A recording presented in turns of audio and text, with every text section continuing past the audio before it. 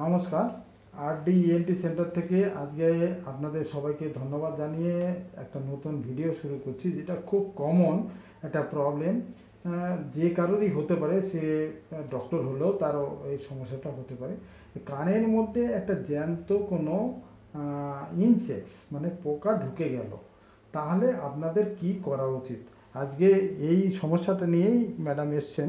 বলুন তো ম্যাডাম, আপনার কখন কি হয়েছিল? এবং আমি রাত্রে ঘুমাচ্ছিলাম, তখন কানে হট করে দেখি কিছু একটা ঢুকে ফরফর করছে। আচ্ছা, আপনি কোথায় থাকেন? কোথায়? আমি খিদিরপুরে থাকি। উনি খিদিরপুর থেকে এসছেন। কোথায় এসছেন এটা?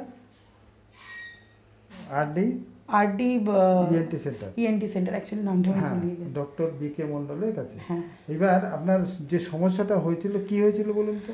কানে পোকা ঢুকে গিয়ে ফরফর করছে। আমি জল দিয়েছি, বার করতে পারিনি। তারপরে ওই নাক মুখ বন্ধ করে একটা এয়ার প্রেশার দেওয়ার চেষ্টা করেছি, বার করতে পারিনি। লাস্টে আমি অলিভ অয়েল দিয়েছিলাম কানে, তো দিতে পোকাটা ফরফর করা বন্ধ হয়ে যায়, কিন্তু কান ভার হয়ে গেছিলো, পোকাটা বেরায়নি। আচ্ছা, এই যে ওনার যে সমস্যাটা, উনি যা করেছিলেন সব ঠিকই করেছেন, সেরকম কিছু ভুল করেছেন তা নয়। ইভেন উনি গুগলের হেল্প নিয়েছিলেন অলিভ অয়েল দেওয়ার ব্যাপারে। অলিভ অয়েল এমন একটা জিনিস যেটা আমাদের সফট কোনো জায়গাতে দিলে সেটা ভালো থাকে, খারাপ থাকে না। মানে মিউকোসা বেশ সফট জায়গা, সেখানে যদি দেওয়া হয় তাহলে মিউকোসার টেক্সচার বা কোনো রকম ক্ষতি হয় না এবং এটা ময়েস্ট রাখে। সেই জন্য অলিভ অয়েলটার কথা এআই বা আপনি যদি গুগল সার্চ করেন পেয়ে যাবেন, সেটা দিতে পারে। তো এটা অলিভ অয়েলটা কি একটা তৈলাক্ত জিনিস, তো এটা দিলে যেটা হবে ওখানে একটা চ্যাটচ্যাটে ভাব থাকবে এবং তার জন্য কি হবে সমস্যাটা, কানটার পর্দাটা মুভ করতে আরও বেশি অসুবিধা হবে। তাতে মনে হবে কানটা পুরো ভারী হয়ে গেল, ব্লক হয়ে গেল, এরকম সেন্সেশন, যেটা ওনার ক্ষেত্রে হয়েছে। উনি আরও বেশি ভয় পেয়ে গেছেন যে কানের পর্দা মুভ করছে না বলে একটু ভরপর করে বন্ধ হয়ে আছে। উনি ভাবলেন এরপরে আর কি করলো ও, সেই রকম একটা সমস্যা। হ্যাঁ, এতে সব থেকে উনি যেটা প্রথমে স্টেপ নিচ্ছিলেন, জল দিয়েছিলেন, এটা সব থেকে ভালো। যেটা খাবার জল, আমরা যেটা খাই আর কি, অ্যাকোয়াগার্ডের জল বা অন্য কিছু, সেটা কানের মধ্যে দিয়ে একদম পুরো ভরে রাখতে হবে। কানটাকে একটু টেনে বা যেভাবেই হোক কানের ভেতরে পুরো ওইকে যাতে যেতে পারে। যে ফোঁটা ফোঁটা জল দিলে আরও বেশি ভালো হয়, কানের ভেতরে চলে যাবে। দেখুন, পোকাটা কিন্তু উড়ে বেড়ায়, অতএব এটা কিন্তু ইজিলি ও জলের মধ্যে ও বেঁচে থাকতে পারবে না, মরে যাবে। আর যদি ও নিঃশ্বাস নেওয়ার কথা হয়, ও উপরের দিকে ভাসার জন্য চেষ্টা করবে। যদি একবার ভেসে গেল তাহলে কোনো সমস্যা নেই, আমি জল বেরিয়ে যাবে।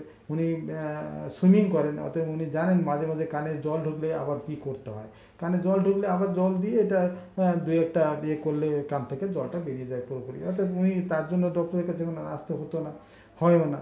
উনি অনেকবারই হয়তো জীবনে ঢুকেছে, প্রথম থেকেই উনি ছোটোবেলা থেকে সুইমিং করেন। অতএব ওনার যদি এই সমস্যাটা সমাধানের রাস্তাটা উনি কনফিডেন্স সহকারে আগে জানতেন যে আমি জল দিলেই এটা সমস্যার সমাধান হয়ে যাবে, তাহলে ওনার পোকাটা কিন্তু বাইরের দিকে বেরিয়ে আসতে পারতো। দ্বিতীয়ত জ্যান্ত থাকলেও বেরিয়ে আসতো। আর যদি মৃত্যু হয়ে যেত সেটাও কোনো অসুবিধা হতো না। জলটা শুকিয়ে গেলে কিন্তু ওনার শুনতেও সেরকম অসুবিধা নেই, একটু ভারী ভারী থাকতো। হ্যাঁ, তবে এটা ঠিক যে যদি পোকাটা ভেতরে থেকে যায়, আপনি বুঝতে পারেন, তাহলে অবশ্যই এটা বার করতে হবে। হ্যাঁ, বার করতে হবে, কারণ পোকা বিভিন্ন নেচারের হতে পারে। সে উড়ে বেড়াক আর সে হেঁটেই বেড়াক, যেই হোক না কেন, অনেক সময় পোকা থেকে খারাপ নির্যাস বেরোতে পারে, যেটা আমাদের স্কিনের ক্ষতি করতে পারে বা কানের মধ্যে গেলে কানের ইরিটেশন করা বা ওখানে ইনফেকশন করা বা আরও সমস্যা ক্রিয়েট করতে পারে।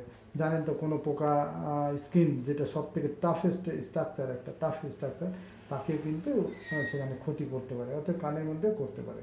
সেই জন্য সেটা পোকাকে বার করতে হবে এবং তারপরে একটু ওষুধ দেওয়ার ব্যাপার থাকে, সেটা ডাক্তারের কাছে দিয়ে দিতে হবে। আর যদি উড়ে বেড়ায় কোনো পোকা, সেরকম বোঝা যায় কোনো রকম এর মধ্যে কোনো সেরকম খারাপ কিছু নেই, বোঝা যায়, তাহলে ডক্টরের কাছে না গেলেও হবে, যদি সেটা বেরিয়ে যায়। আর যদি ফরেন বডি হিসেবে ভেতর থেকে যায়, অবশ্যই ডক্টরের কাছে আসতে হবে।